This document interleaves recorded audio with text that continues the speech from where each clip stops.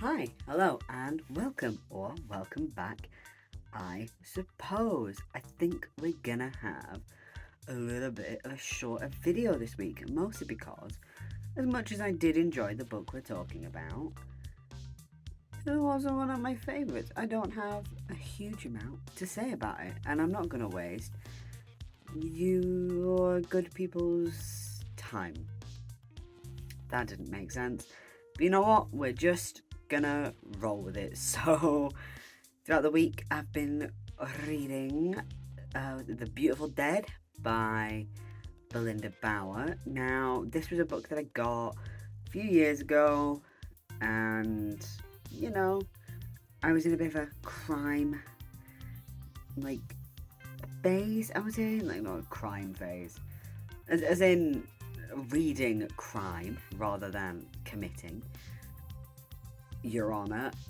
And this book, for me, was. Oh, it feels a little bit rude, but it's sort of one of those books that I will say if you like reading crime fiction, then you will like this book.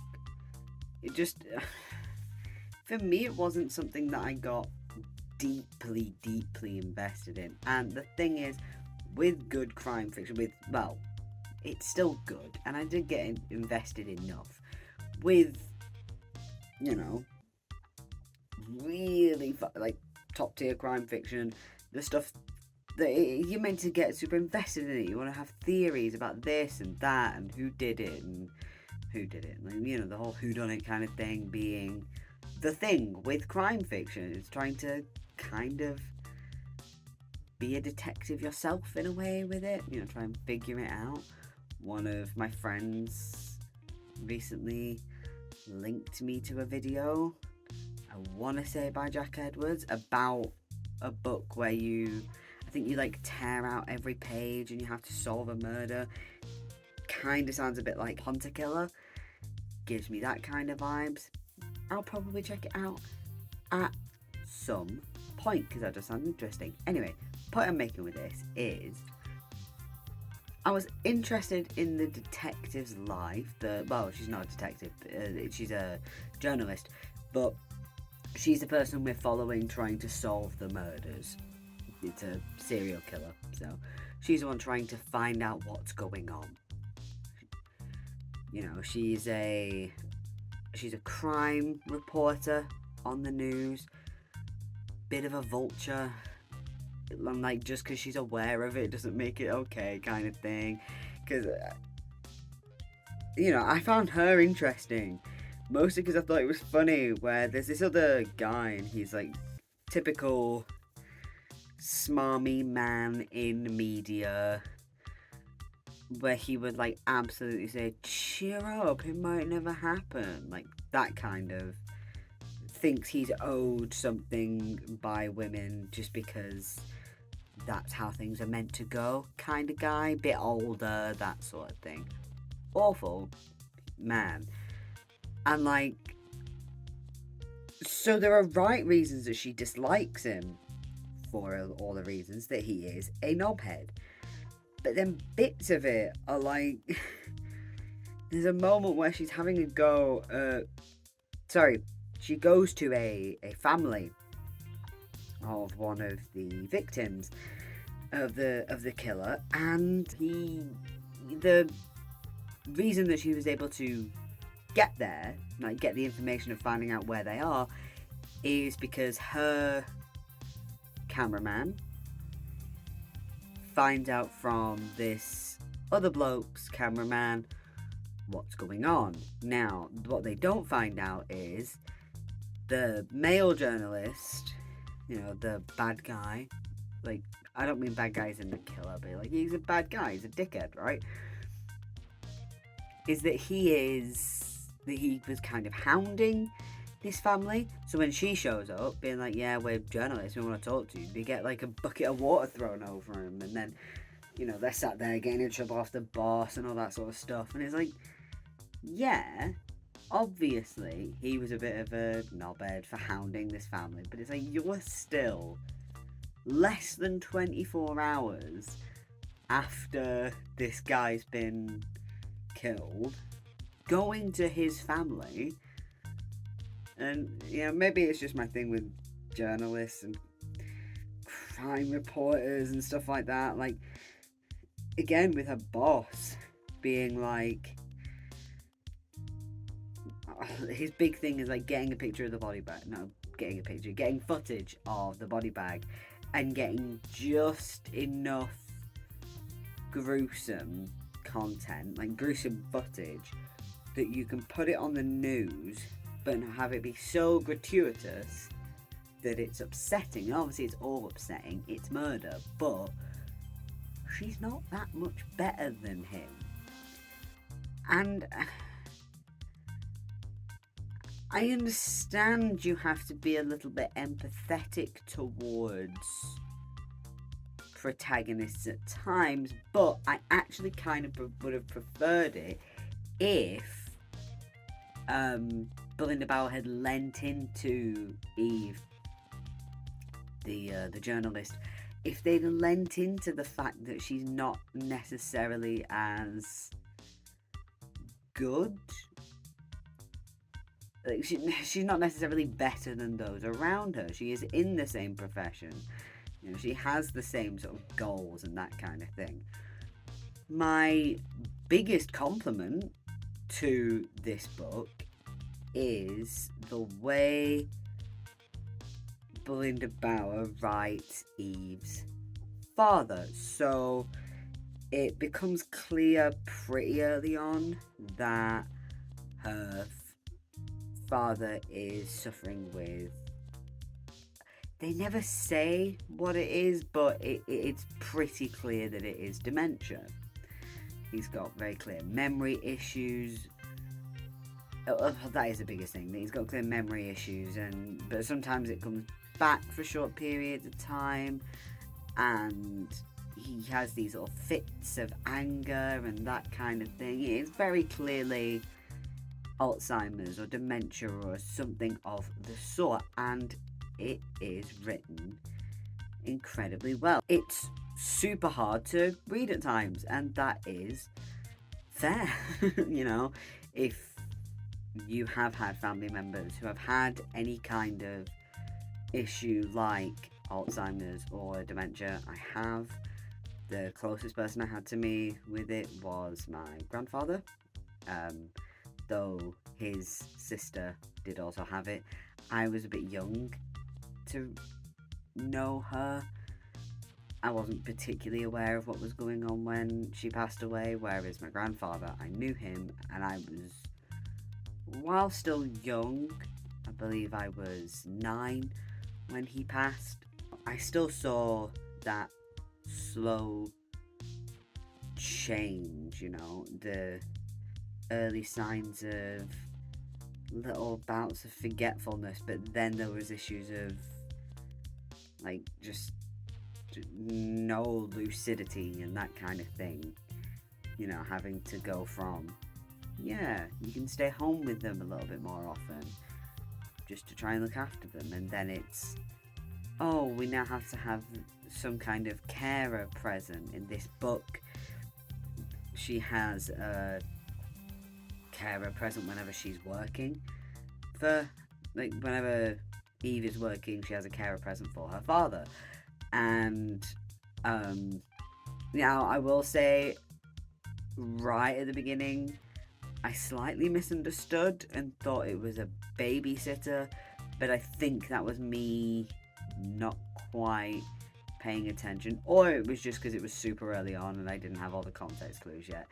That's not something I'm knocking points off anything kind of thing. In terms of how it progresses, you don't see a huge amount of progression with him, but that is just because this takes place over the course of a few weeks, I think, if that.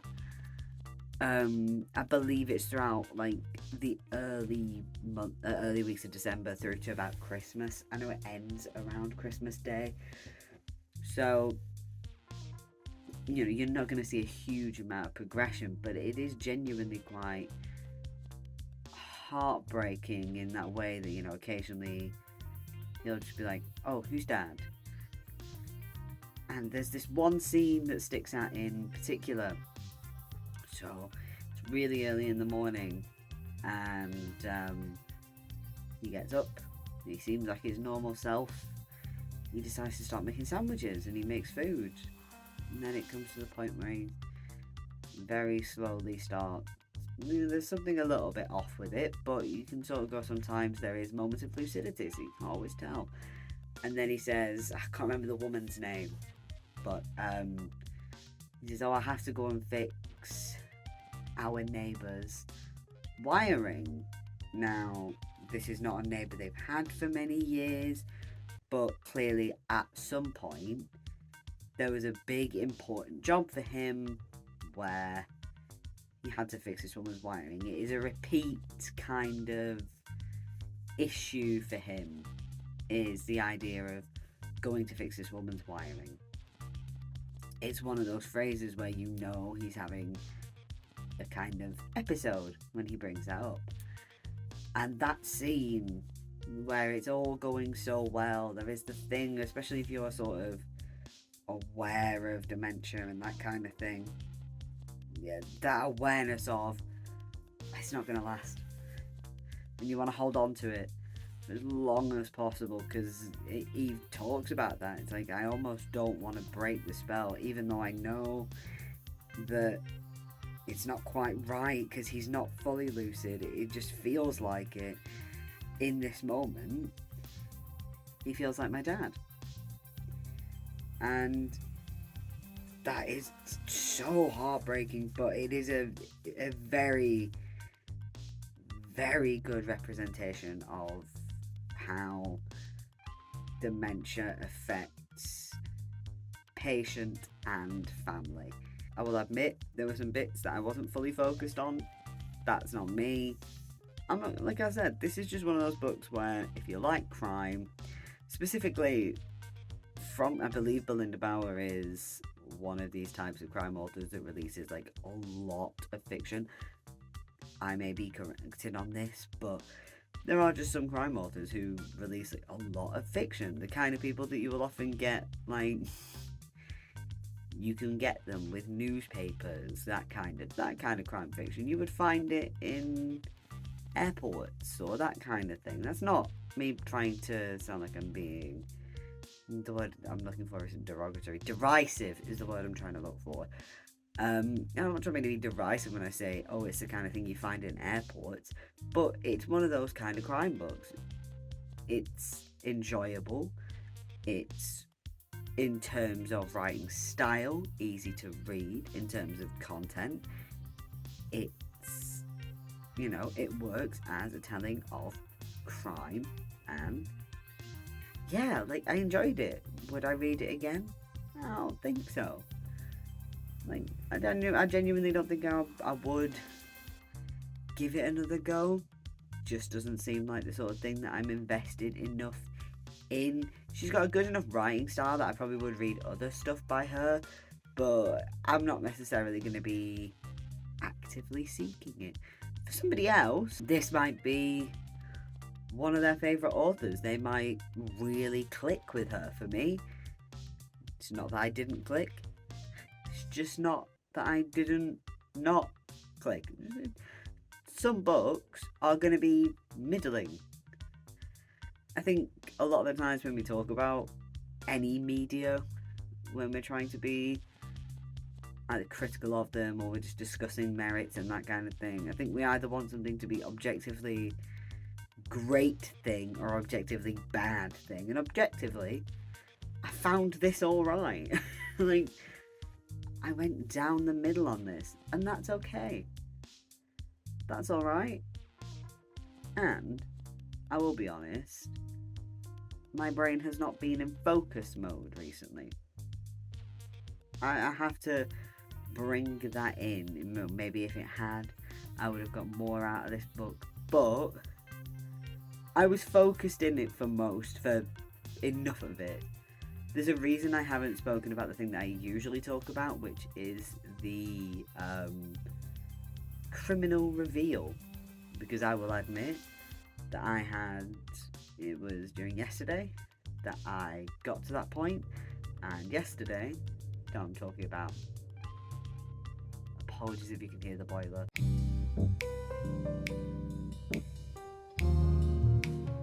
So, I'm not 100% sure where I was. I'm pretty sure I was talking about the fact that I haven't really mentioned the revelation of the criminal, of the killer kind of thing, which is obviously a really big thing in crime and something that I usually do focus on, because generally my thing is too many books are like, surprise, it's this guy.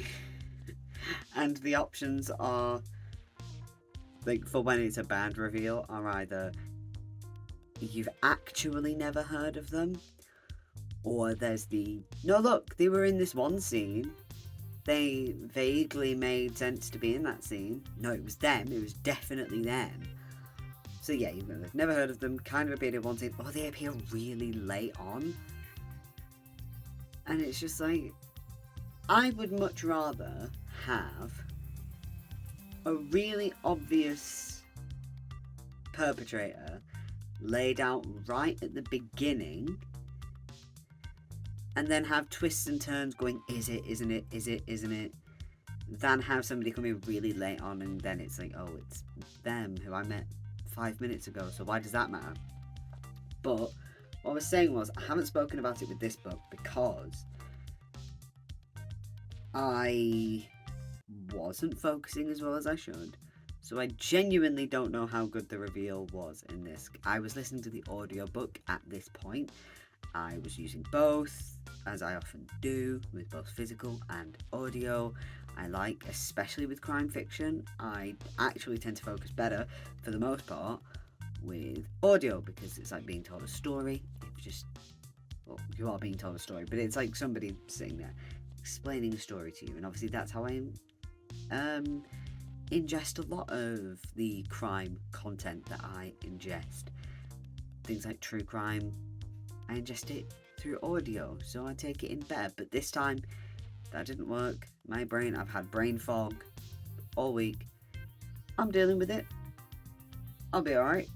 But I just thought I'd say that. So yeah, this isn't going to be my best review. It's also very clearly not my most high energy review, but hopefully I'll be back up and running with the old energy next week. So I will, I'll see you then for that. Now, what we are reading next week, I do not have the book on me because I left it downstairs and I'm lazy. So next week we will be reading The No-Show, I believe it's called, by Beth O'Leary. It's her newest book, and if I can get the audiobook, I will probably also be reviewing, I believe it's called The Road Trip, the book released after The Switch. So I have read both The Flatshare and The Switch, and I love them very much. Her writing style, just absolutely wonderful. I really get on with it, and I always enjoy reading more. The Flatshare was like one of my top 10 of last year. I believe The Switch was up there as well.